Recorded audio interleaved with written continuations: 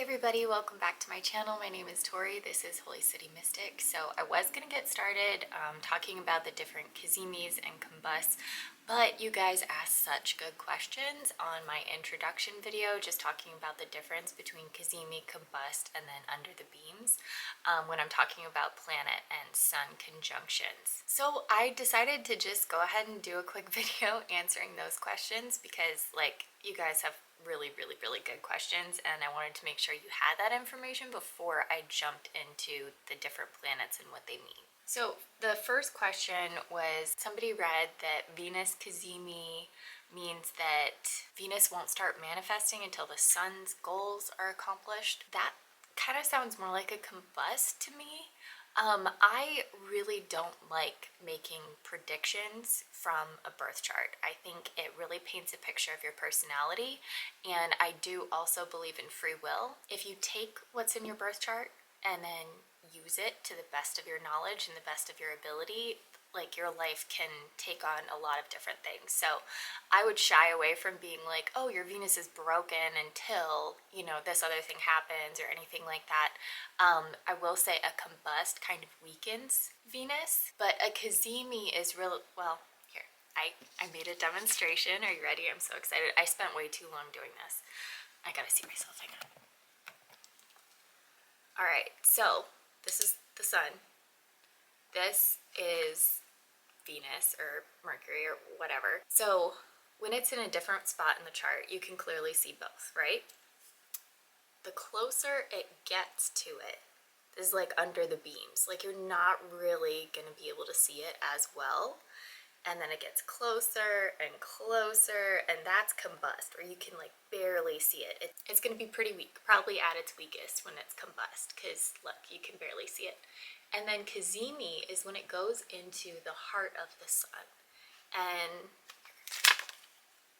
as you can see there, it completely turns the light purple. That is when it's in the heart of the sun. Actually kazimi, where it is turning the light purple. The sun is taking on the flavor of Venus or whatever it is. And then you can see as it moves out of kazimi, it is combust again, and it's completely overshadowing the planet.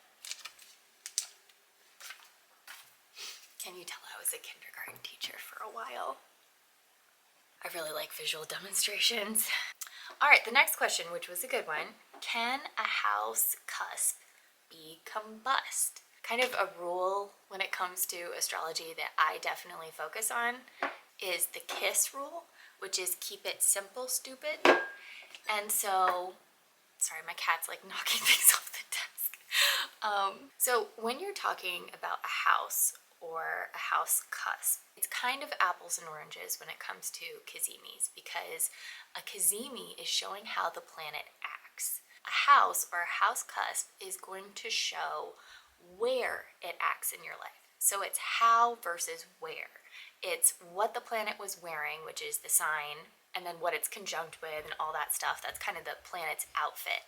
And then the house is where it's going in that outfit. So no is the short answer. Another good one is, what if two conjoined planets straddle a house cusp? With this, I would go back to that 5-degree rule, where after a house ends, if the next planet is within 5 degrees of that end cusp of the house, it is considered in the house before. So if you have something just over the line into the third house, it's still going to have more second house qualities than third house qualities. All right, the next one is, what if something is combust but also anaretic?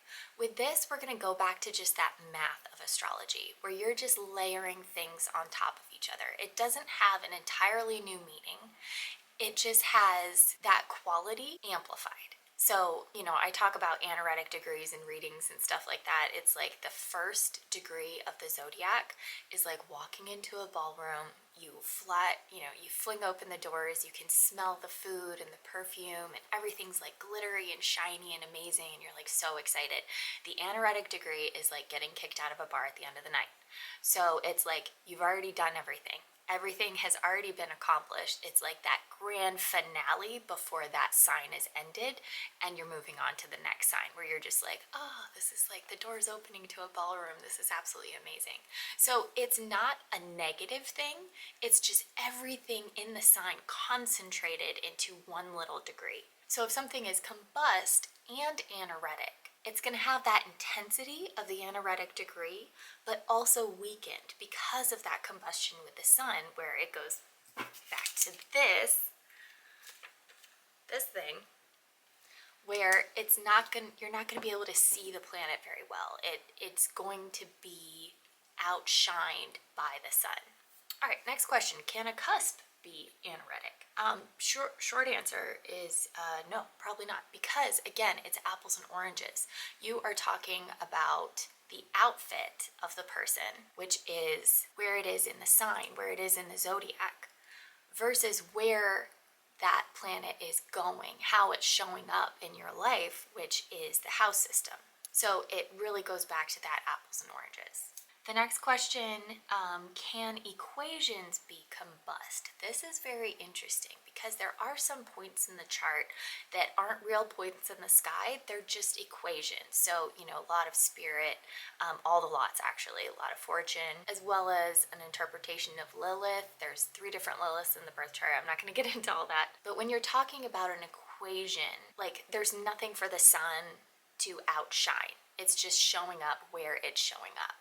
So if it is conjoined your sun in any way, that's something to know. Like, hey, my personality is very closely linked to my part of fortune, my part of spirit, part of Eros, whatever it is. So that's something to take into consideration. It's not going to be combust. It's not going to be considered Cazimi, because you don't have that quality of the sun really shining through a physical object. All right, so the next question is, what happens when the majority of planets are on one side of the chart?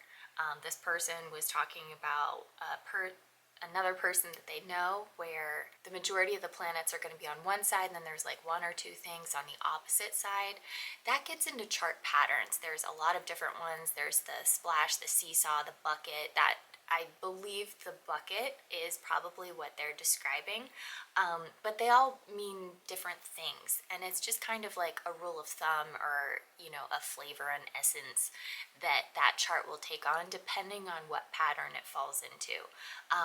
That's actually a really good idea for me to do a bunch of videos on the patterns, so thank you for that. I will probably do that in the future. I don't know when. So the last question is, can outer planets be Cazimi? Good morning! Can you give me 1 minute? I'm gonna finish this. All right, can outer planets be considered Cazimi? Yes, they can. Because again, it's the sun shining through that.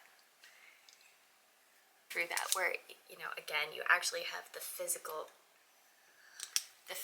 object that the sun can shine through. So thank you guys so much for the different questions you asked. These were really, really great. I hope these answered some of them. If you have more questions, just let me know in the comments below, and I will get to those eventually. Thank you guys so much for hanging out, and I will talk to you next time.